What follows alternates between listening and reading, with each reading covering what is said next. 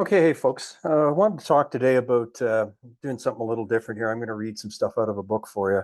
Now, this is a book that's going to be backwards, but it's When Money Destroys Nations by Philip Haslam. It's a really great book. I was listening to, it's quite a ways back, about a year ago, I heard Robert Kiyosaki talking about this book. I think he might have interviewed the guy, in fact. And it was such an excellent book, really, really well written. And I'm going to go through a few sections of it over the next couple of talks here. And one of the things I particularly liked about this book is they started off with a timeline initially of how the hyperinflation broke down over the years and what the actual numbers of the inflation rate were. So I'm going to go through some of that for you just to kind of charge you up and get you an idea what you're dealing with here when you see hyperinflation. And the reason I'm bringing this up is that we're starting to see the effects of inflation in Canada here and in the US and around the world, apparently, from what I hear. I've spent quite a bit of time recently listening to people on TikTok rants, not on TikTok, but people are uploading compilations of them to YouTube, and a lot of people complaining, younger people particularly, people in their 30s that are struggling to understand why the cost of food has doubled and why their apartment, they can't find an apartment for under $2,000 and all this stuff. And it's starting to really pinch them. And that's just, now at, we're being told inflation's around 7 or 8%. Well, that's fantasy land. That's the government's version of reality. But I figure probably for myself, because everybody's inflation rate is personal to them, I would say my inflation rate's 20% easily. Like if you factor in all the real things that we buy, like food and gasoline, depending on, how much of a gas guzzler you're driving, or if you have a sole proprietorship that has, a plumbing company with 3 trucks going all the time, and, driving back and forth to job sites and the plumbing supply place, and burning gas constantly, putting 300 kilometers on each of them a day. Your inflation rate, if gas is inflated by double, which it hasn't, but let's just say, for example, it had, your personal inflation rate's going to be reflected by, your personal use of various different things that have inflated more than others. Right now, it seems like energy and food are the biggest recipients of the inflation. But anyway, this will kind of show you where the stages of breakdown occurred. And so I'll start with 1997. So 1997, government makes major pension commitments to war veterans, et cetera, et cetera, et cetera. Government raises taxes to cover large deficit. Large-scale money printing begins. Annual inflation rate 20%. I personally believe that if you took the average of people across the board in Canada right now, I would, just my uneducated guess would be the real inflation rate's probably 15 or 20%. So let it begin, right? 1998, Mugabe, their prime minister, president, whatever they call them there, sends 11,000 troops to the DRC. Sounds rough.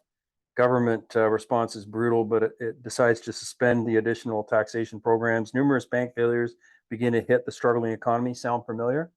Numerous bank failures. What did we just see last March? Numerous bank failures. Annual inflation rate, 48%. Moving forward, 1999, all external forms of funding are depleted promptly. Full-scale money printing to take off in earnest. Official exchange rate for the US dollar is fixed. Black market foreign currencies takes off. Annual inflation rate, 57%. 2000, I won't read all of these anecdotes, but major foreign exchange shortages spark first draconian foreign exchange controls on exporters. Annual inflation rate, 55%. 2001, banks begin to receive daily direct cash loans from the Reserve Bank of Zimbabwe. Widespread food riots erupt. Now that's very telling, because there's actually stats on food riots. Food riots usually show up when inflation hits around 40%.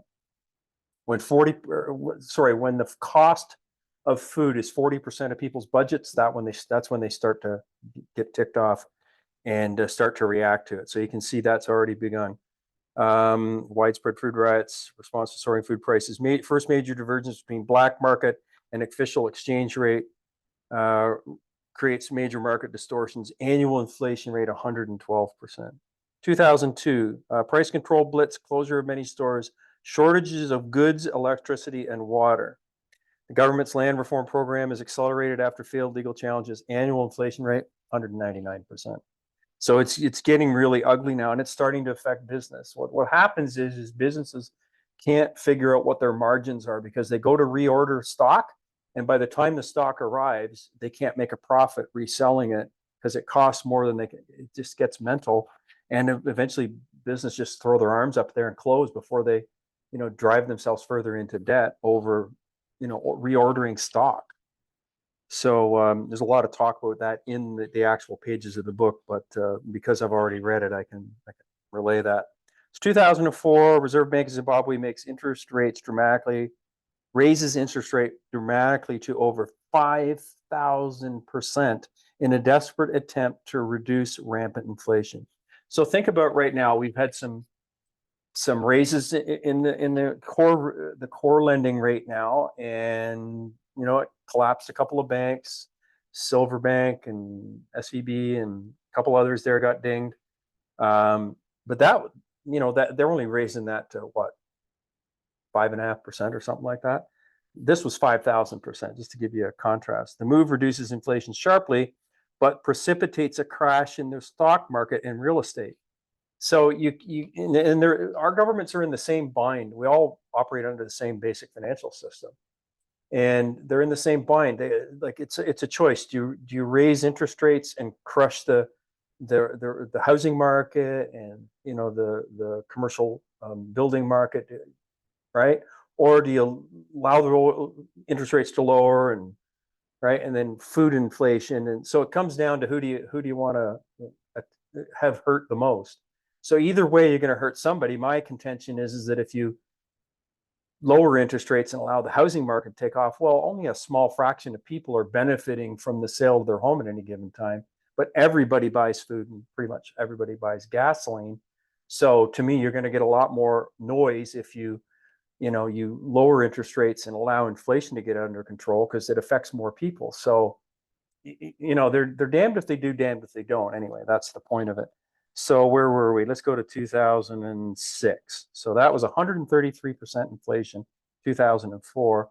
Oh, sorry. Let's go to 2005. This laid out funny on here, so it goes back and forth on the page instead of straight down. Weird. It's got like a divided page. You see this black line dividing it, but it goes to, anyway, you don't need to know that. I'm just making excuses for why I'm screwing up here. So 2000 and laid out funny, but anyway, 2005, the inflation rate was 586%. 2006, it was 1,281%. So now it's getting very nasty, like 100% a month. Wow, 100% a month. So your food is doubling. You go to the grocery store, buy a loaf of bread, and it's $10. You go next month, and it's 20. That's what you're dealing with there.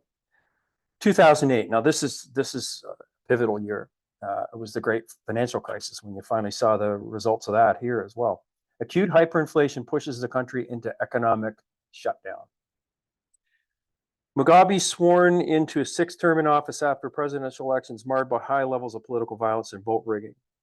They probably blamed him for it all, so they were angry that he got back in. Reserve Bank drops 10 zeros off the currency. If you've never seen the $100 trillion Zimbabwe notes, go look it up online and go to images, and you'll see lots of those. You can buy them for, people sell them now, $300, I think, last time I looked. Certain companies permitted to trade in alternative currencies, beginning of dollarization. In other words, they took on the US dollar as a currency because everybody lost faith in the currency that they were using. Annualized inflation rate, 89.7. You ready for this? 89.7 sextillion%. Okay, so you have a billion, which is 1,000 million, trillion, which is 1,000 billion, quadrillion, which is 1,000 trillion, a quintillion, which is 1,000 quadrillion, sextillion, which is 1,000 quintillion. So you can see that these numbers are into the absurd level. I mean, it's the twilight zone at that point. In 2007, the inflation rate was 66,000%, a mere 66,000%. The wheels are coming off when it hits that. 2009, the Reserve Bank decision to drop 12 zeros from the currency is futile as a currency ceases to be used. Final collapse of the currency and full dollarization. So they just scrapped their own currency and went with the US dollar. Shops fill up rapidly as formal trade resumes, despite acute foreign currency shortages. Now, I've read this whole book a couple of times. Funny, my wife Virginia started reading it recently, just reading some of the highlights. I've got some big areas highlighted in this book that were just phenomenal anecdotes. And I'm going to read some of those to you. And I don't want these videos to be too long, get a little boring. I'll read you some more of this, but I've read the book a couple times, so I can jump ahead to some of the results of all this. So you just, what happens is people lose faith in the currency having any value. Like if you go to stories of the hyperinflation in Weimar, one of the famous stories is that people were taking money in wheelbarrows, these wooden, rudimentary wheelbarrows of the time, down to the banks to carry all this currency. And while they were going inside to get ready to make the transaction, they'd leave the cart outside. People would dump the dollars off of the street and steal the wheelbarrow because it was worth more than the money it was carrying. So the money basically became worthless toilet paper when it was finally. And so people will say, well, that can never happen here. Hey, bro, that's never going to happen here. Well, let's look at some other countries that have been going through this. Argentina's been going through this. They've been waves of in and out of inflation for 20, 30 odd years now. They've had currency problems down there. Brazil's had similar problems. Venezuela, and these are not, backwoods countries.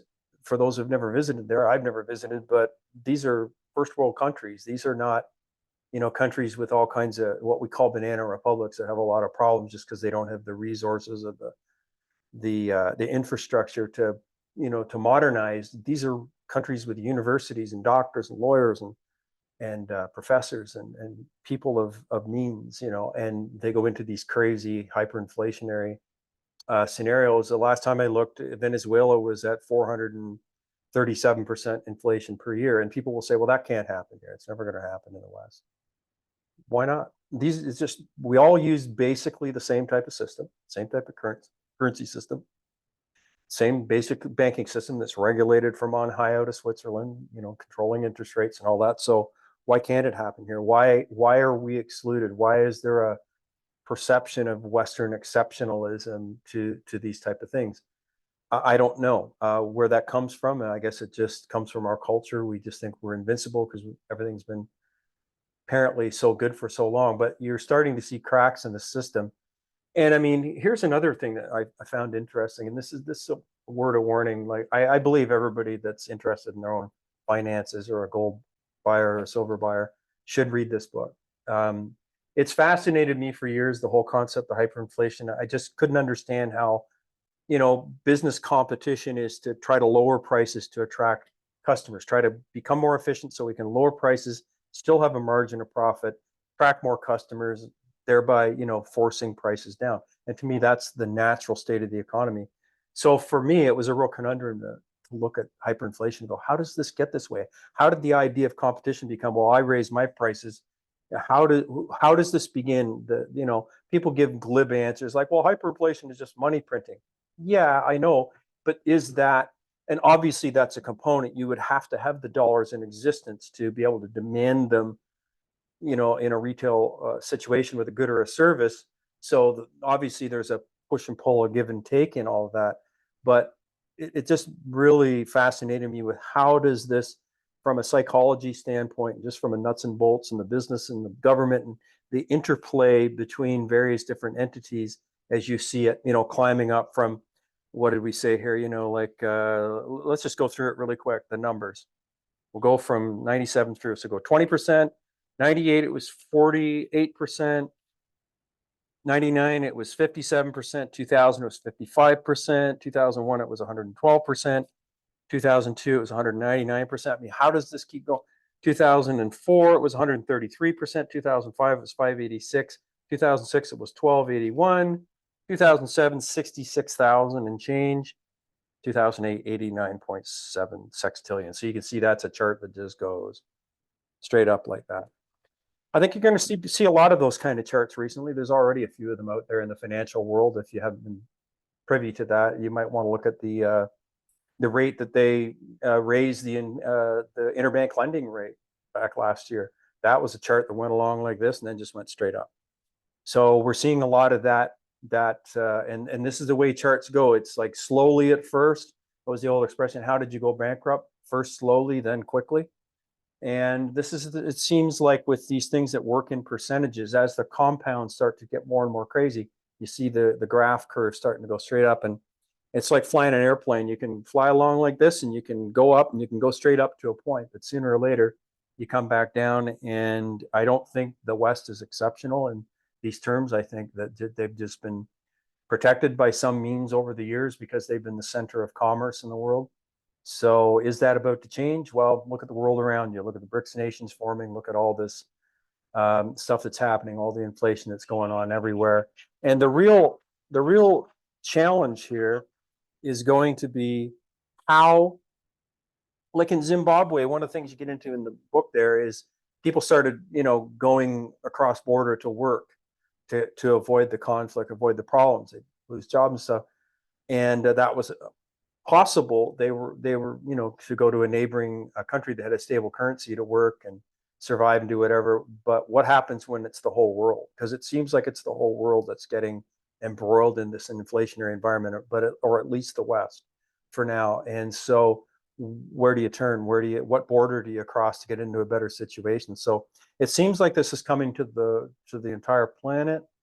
It seems like we're moving towards a more globalized government. And so if these problems happen to come as a blanket issue in the world, where are you going to turn? And whose currency are you going to use? I mean, if the US dollar goes, it's the reserve currency of the world. If it inflates, it's anybody's guess, right? So very important information for anybody who's, taking care of their own finances, and definitely recommend reading. So one more time, When Money Destroys Nations, Philip Haslam. Great book, real easy to read, very, very personal account in many cases. I had a partner help him write this. It was another guy, Russell Lamberti, an investment strategy advisor. So great book, highly recommended. Get it, enjoy it. Thanks for listening, folks.